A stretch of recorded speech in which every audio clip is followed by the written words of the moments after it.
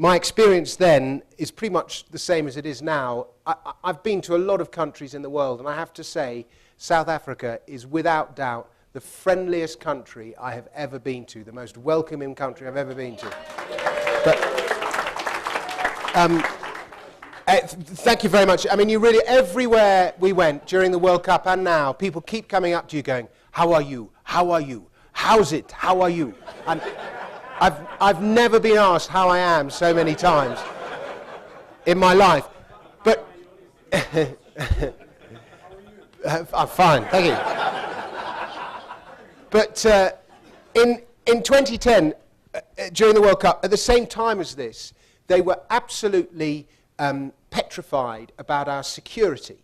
And we had this, we arrived in Johannesburg, and the hotel in which we were supposed to be staying hadn't been built.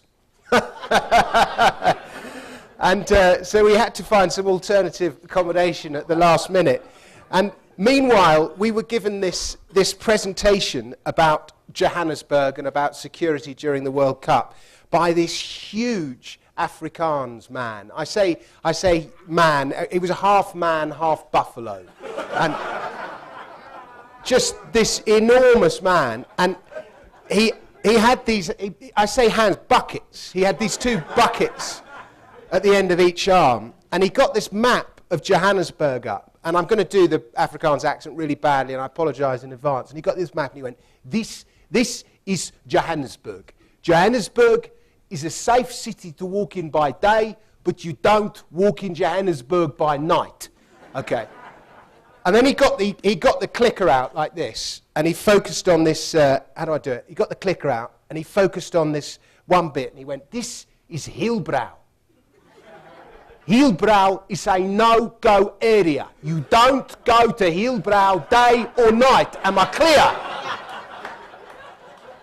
And then somebody in the room then went, and where's our accommodation? And he looked up at his notes and he went, Hillbrow.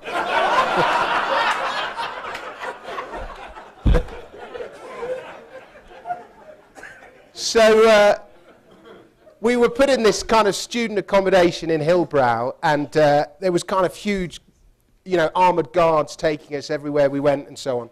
And on the last day, we'd been given these uniforms to wear. And I'd come to South Africa thinking it was a hot country. It was actually freezing on a couple of nights during the World Cup. I remember watching Brazil play, and the temperature was -4.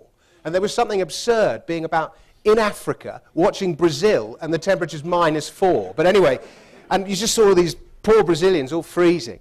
Anyway, on the last day, we had these uniforms, and I knew I was never going to wear these uniforms again, and we had quite thick jumpers and warm coats and stuff. And I'd become very friendly with this Nigerian security guard who was looking after us. And I said, look, can we go into Hillbrow, and I'll try and find someone who might make some use of this uniform. And so he said, fine.